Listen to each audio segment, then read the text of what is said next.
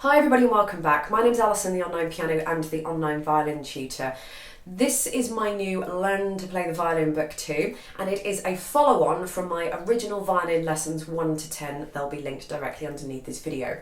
This book is going to teach you the next stages in your learning, and it is aimed at beginners who have already learned the basics or everything that's in those videos 1 to 10, and you just want to progress on further and properly.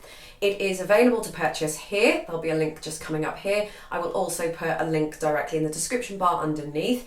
And like all of my books, this book is 100% downloadable. In other words, it's an ebook. So I printed this out at home using my home printer, and then I just bound it together using my spiral binder.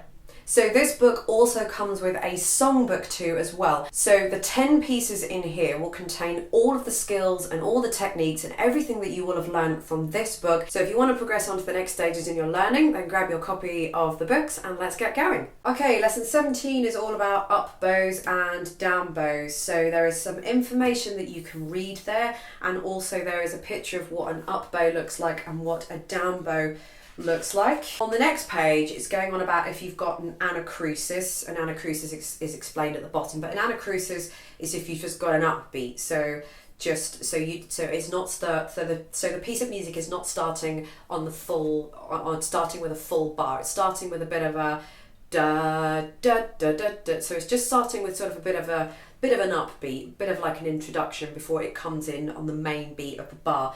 And basically what you need to do more or less is just to work it through, so that you want to start the main beat of the bar on a down bow. So you need to work out, so these three notes here, do you start with a down, up, down, so you start the first beat of the bar as an up, or do you start with up, so you end up with up, so that you can start with down. So you always want to start the main beat of the bar on a down bow.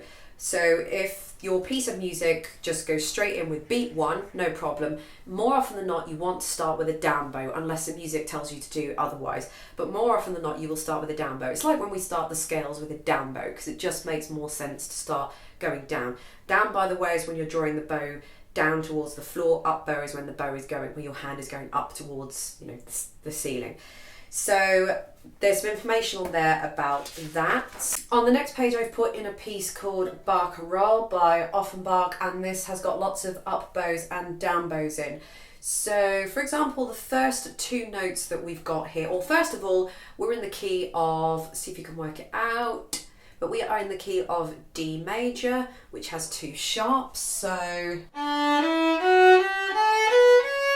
So that means my second fingers are going to be stretched, so that's great. I'm glad we've got that a little bit out of the way. And then we've got the first two notes are played in one bow. So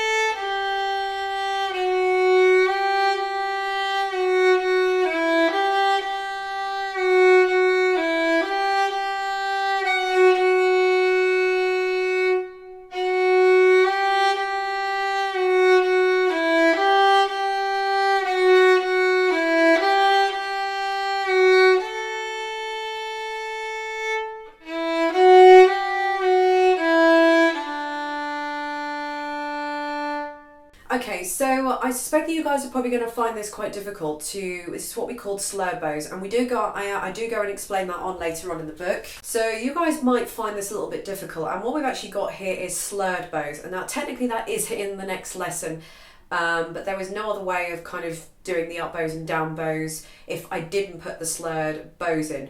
So it just means that when you've got those lines, so they are the slurs. So you've got, it just looks like a smile, so it just looks like a curved line from one note to the next note, and that means you're going to play those two notes in the same bow. For example, at the start, instead of going,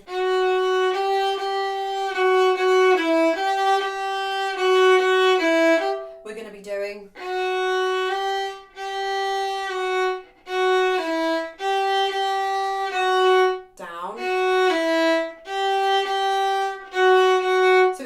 Like you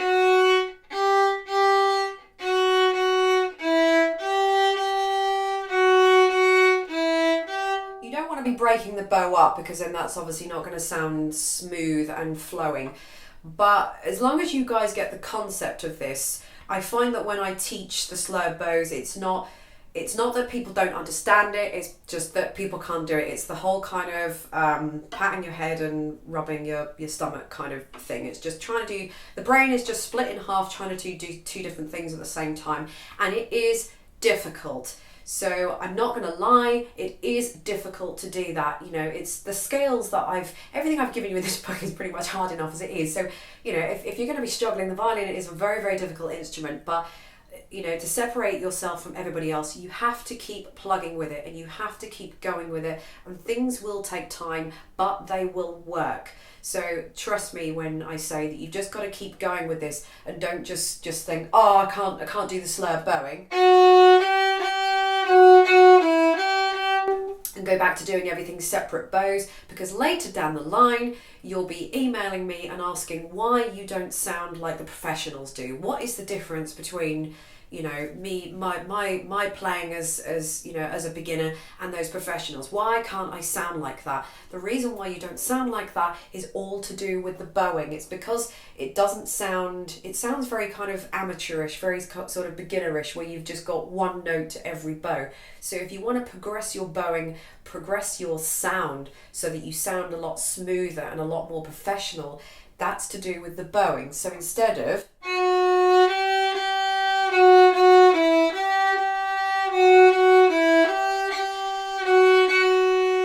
you can sound like this.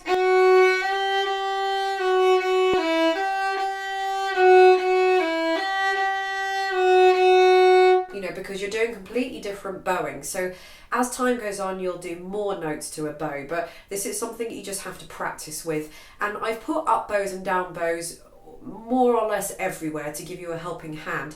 The one thing I will say is that you won't have you won't see quite so many up bows and down bows excuse me, in a piece of music, just because music isn't written that way. You might see the odd one here and there, but you won't see up bows and down bows quite as frequent as this. So that is the end of lesson 17, and I'll see you all in lesson 18 for slurred bows.